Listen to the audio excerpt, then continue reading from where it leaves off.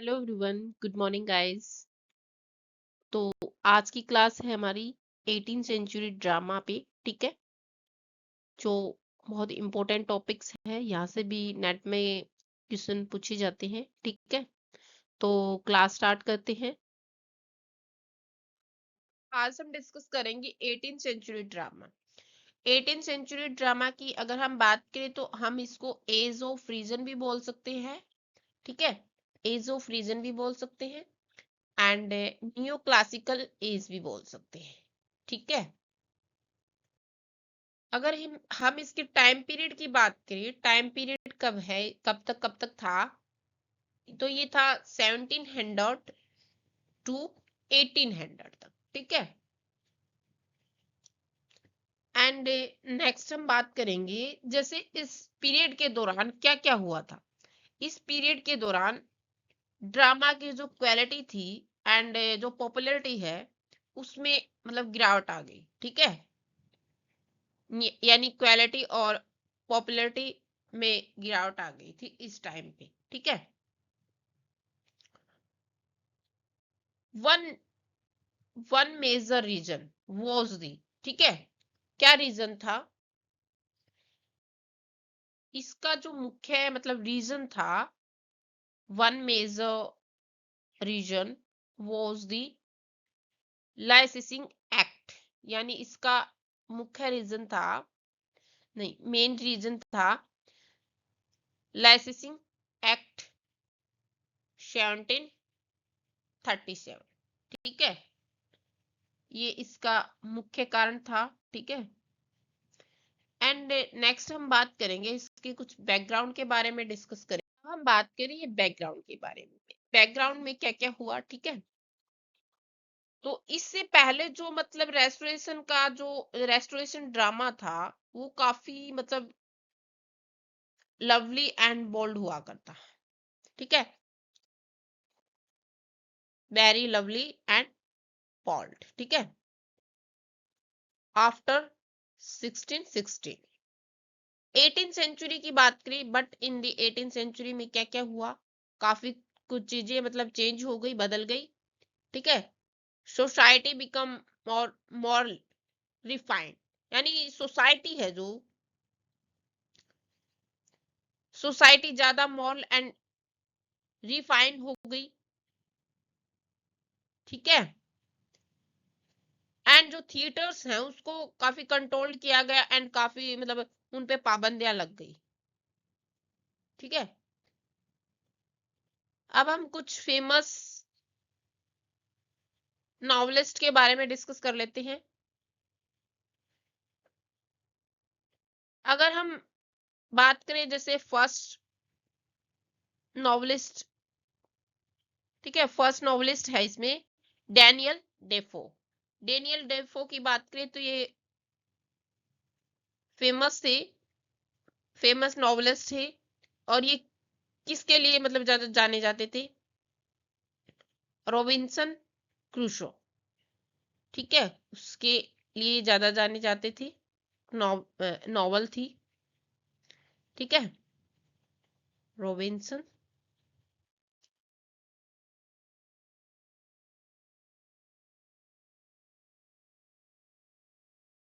Crusoe. ठीक है,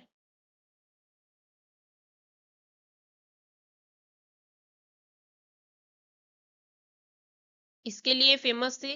next writer की बात कर रहे हैं हम, शैमुअल रिचर्डसन। ये किसके लिए जाने जाते थे, पामेला। ठीक है, पामेला के लिए मतलब एक नॉवल लिखी इन्होंने, पामेला, उसके बारे में मतलब ये फेमस थी। ठीक है,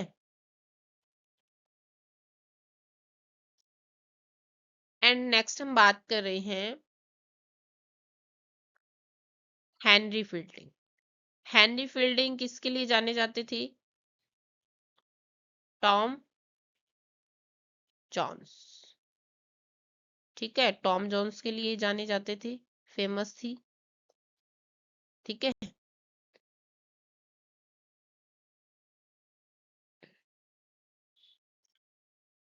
नेक्स्ट हम बात करेंगे कुछ टाइप्स की। नेक्स्ट हम बात कर रहे हैं type of drama 18th century. ठीक है, फर्स्ट टाइप की बात करें तो ये है सेंटिमेंटल कॉमेडी। सेंटिमेंटल कॉमेडी के बारे में बात करें, किस चीज पर फोकस कर रही थी? Emotions, morality. ठीक है, यानी ये ये एक ऐसे ड्रामा जो हंसने से ज्यादा इमोशंस और मोरालिटी पे फोकस करता था। ठीक है, ओके। एंड कैरेक्टर्स की बात करें तो गुड एंड मॉरल थे। ठीक है, यानी इसके जो कैरेक्टर्स थे वो नेक और अच्छे नेचर के होते थे। ठीक है, एंड इसका जो एम था, क्या था इसका एम? एम था इसका गोल लोगों को मतलब सही गलत की सीख देना। ठीक है, टीच मोर लेसन। ठीक है, एंड एग्जाम्पल की बात करें तो ये है रिचर्ड स्टील के द्वारा मतलब ये लिखा गया द कॉन्सेंस लावास। ठीक है, इनको अच्छे से याद कर लेना। अब हम नेक्स्ट टाइप की बात करेंगे। आई होप आपको बहुत अच्छे से समझ आ रही होगी क्लास। ठीक है, नेक्स्ट टाइप की बात करेंगे हम, ये है डोमेस्टिक ट्रेजेडी। डोमेस्टिक ट्रेजेडी की बात करें तो ये किस चीज पे फोकस कर रहे थे? मिडिल क्लास लाइफ पे। ठीक है, मिडिल क्लास लाइफ यानी जो मिडिल क्लास लोगों की मतलब लाइफ पर ये फोकस करती थी। ठीक है, एंड शो कर रहे थे फैमिली प्रॉब्लम्स, मतलब क्या जो फैमिली जो प्रॉब्लम्स हैं, सुख यानी दुख सुख तकलीफ को दिखाया जाता था इसमें।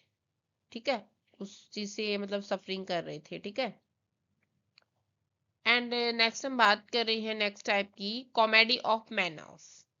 कॉमेडी ऑफ मैनर्स में क्या होता था? पहले ये बहुत पॉपुलर थी, लेकिन अब इसकी मतलब जो इम्पोर्टेंस है वो कम हो गई। ठीक है, यानी ये पहले बहुत पॉपुलर थे, नाउ लेस इम्पोर्टेंस, यानी अब इसकी इनकी इम्पोर्टेंस कम हो गई थी कॉमेडी ऑफ मैनर्स के टाइम जो। ठीक है, किस चीज को मतलब शो कर रही थी? सोसाइटी मैनर्स एंड बिहेवियर्स को। ठीक है, ठीक है, सोसाइटी मैनर्स एंड बिहेवियर्स को। नेक्स्ट हम बात करेंगे नेक्स्ट टाइप की। नेक्स्ट टाइप की बात करें है बैलेड ओपेरा। ठीक है, बैलेड ओपेरा में क्या था? Mix of songs and drama. ठीक है, सॉन्ग्स एंड ड्रामा मिक्स थे इसमें, सैटारिकल इन नेचर। ठीक है, एंड एग्जाम्पल की बात करें तो जॉन गे ने लिखा दी बेगर्स ओपेरा। ठीक है, बेगर्स ओपेरा। ठीक है, ये फेमस थे इसके लिए। एंड नेक्स्ट हम बात करेंगे, नेक्स्ट हम बात कर रहे हैं दी लाइसेंसिंग एक्ट। ठीक है, दी लाइसेंसिंग एक्ट का आया 1737 में। ठीक है,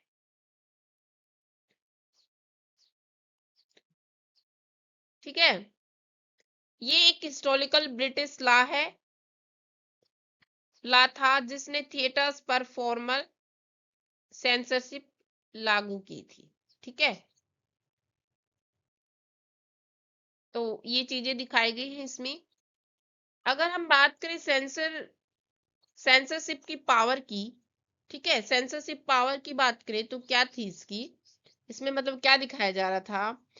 इसने जो लॉर्ड चैम्बरलेन है, लॉर्ड चैम्बरलेन मतलब लॉर्ड चैम्बरलेन को ये अधिकार दिया कि वो स्टेज पर दिखाने से पहले उसे यूज अप्रूव कर सके, ठीक है, या उस पर बैन लगा सके। मतलब ये इस पे ये उसको अधिकार दिया गया था चैम्बरलेन को, ठीक है। अगर हम इसके मेन पर्पस की बात करें तो ये इसमें ऑब्जेक्टिव पॉलिटिकल सटायर को दबाना था, ठीक है। यानी इसका मेन पर्पस था कि जो ऑब्जेक्टिव पॉलिटिकल सटायर है उसको दबाना, ठीक है। खास तौर पर उस टाइम क्या हो रहा था कि जो उस टाइम के जो प्राइम मिनिस्टर है, ठीक है, यानी प्राइम मिनिस्टर के खिलाफ होने वाली जो क्रिटिसिज्म को रोकना, ठीक है। अगर हम प्राइम मिनिस्टर की बात करें, प्राइम मिनिस्टर थे इसमें, ठीक है, रॉबर्ट वॉल वॉलपोल, ठीक है। रॉबर्ट वॉलपोल मतलब के प्राइम मिनिस्टर थे, इनको अच्छे से याद कर लेना आप, ठीक है। ये लोग 1843 में 1843 में रिपेल होने तक मतलब लागू रहे, ठीक है, यानी तब तक रहे ये, ठीक है, रिपेल होने तक, ठीक है। नेक्स्ट आप कुछ बैकग्राउंड है इसके बारे में, जैसे ईयर है, ये रॉयल, ये चीजें आप खुद देख लेना, ठीक है। इसमें कुछ बताने के लिए है नहीं ऐसा, ठीक है। नेक्स्ट हम बात कर रहे हैं कॉन्टेक्स्ट, ठीक है। क्या है कि जो बैंगरेट्स एक्ट है, ठीक है, बैंगरेट्स एक्ट है जो, वो है 1713 में, ठीक है।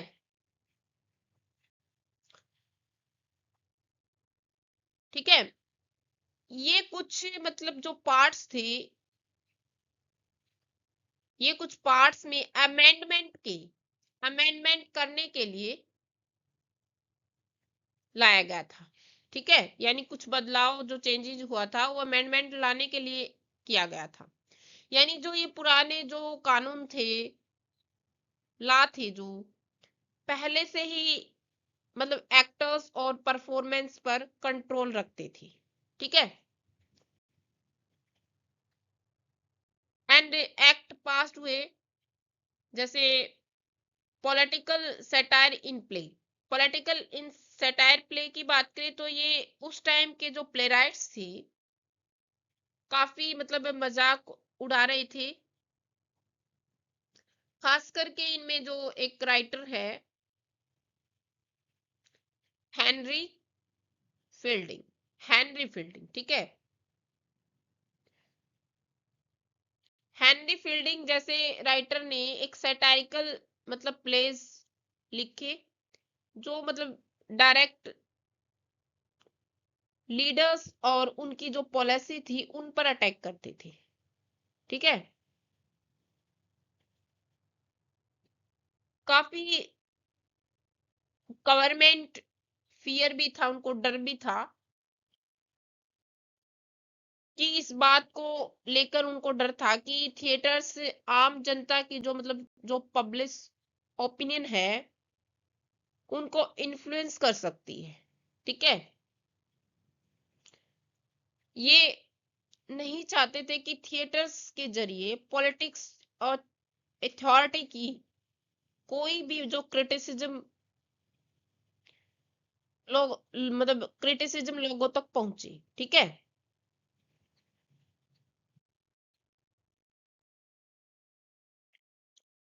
ठीक है,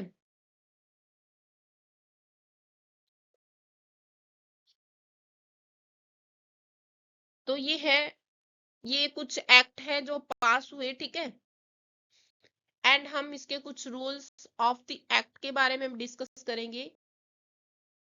रूल्स ऑफ एक्ट यानी जो एक्ट्स के रूल्स थे उनके बारे में डिस्कस करेंगे, ठीक है। जैसे लाइसेंस रिक्वायरमेंट, यानी लाइसेंस रिक्वायरमेंट की बात करें तो ये किसी भी प्ले को, यानी किसी भी प्ले को देखने के लिए ऑफिशियल लाइसेंस मैंडेटरी था, यानी जरूरी था, जरूरी कर दिया गया था। ठीक है, ठीक है। नेक्स्ट हम बात कर रहे हैं जैसे अप्रूवल बिफोर परफॉर्मेंस, यानी स्टेज पर देखने से पहले सभी को अप्रूवल के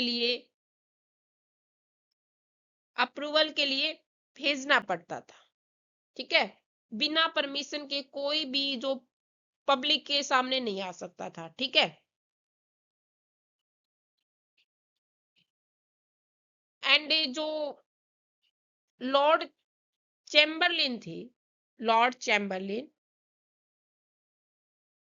की जो पावर थी, ठीक है, यानी लॉर्ड चैम्बरलिन के हाथ में था ये सब कुछ। ठीक है, जो पावर थी वो मतलब अप्रूव भी कर सकते थे और रिजेक्ट भी कर सकते थे। ठीक है,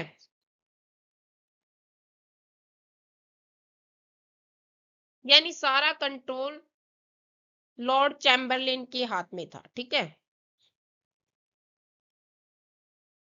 और प्ले को जैसे कंटेंट को सेंसर करना, ठीक है, ये सब मतलब चैम्बरलेन के हाथ में था। ठीक है,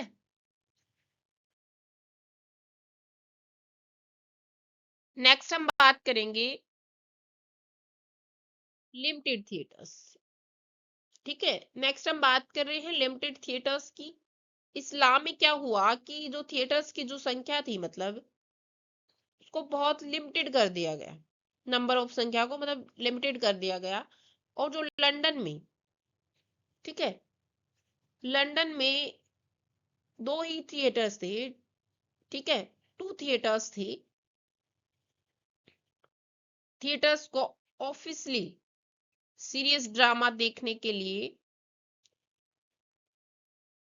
ठीक है, लीगल परमिशन दी गई थी।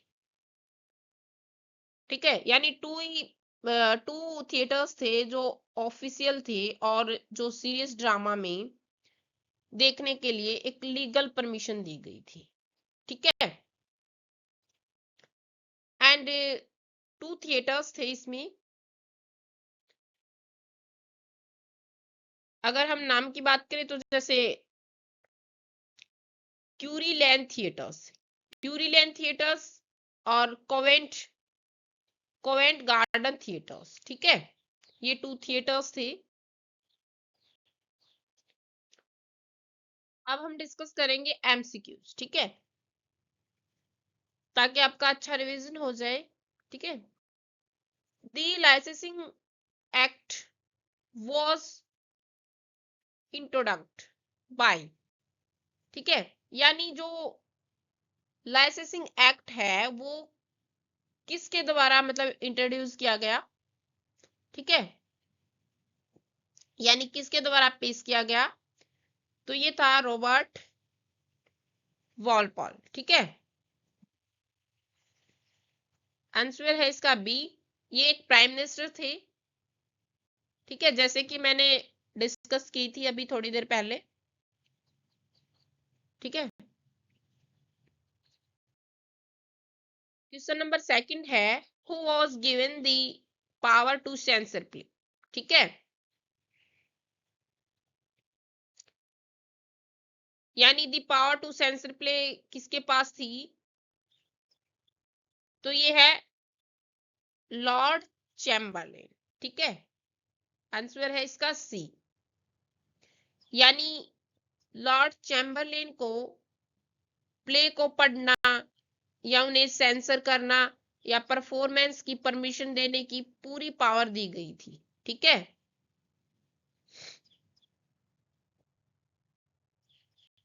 नेक्स्ट क्वेश्चन, नेक्स्ट क्वेश्चन है जैसे यहाँ फोर्थ लिख दिया है, तो ये थर्ड क्वेश्चन है। ठीक है,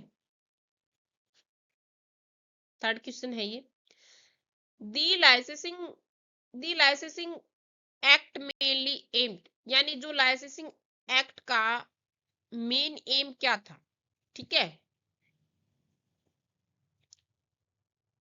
तो ये पॉलिटिकल सटायर को कंट्रोल करना। ठीक है, आंसर है इसका सी, कंट्रोल पॉलिटिकल सटायर। ठीक है, यानी जो रॉबर्ट वॉलपोल है, उनकी सरकार ने इसको मतलब लॉन्च किया था बाकी प्ले के जरिए। ठीक है, गवर्नमेंट की होने वाली एक क्रिटिसिज्म को रोका जा सके। ठीक है, यानी जो गवर्नमेंट में होने वाली है जो क्रिटिसिज्म है उनको रोका जा सके। ठीक है,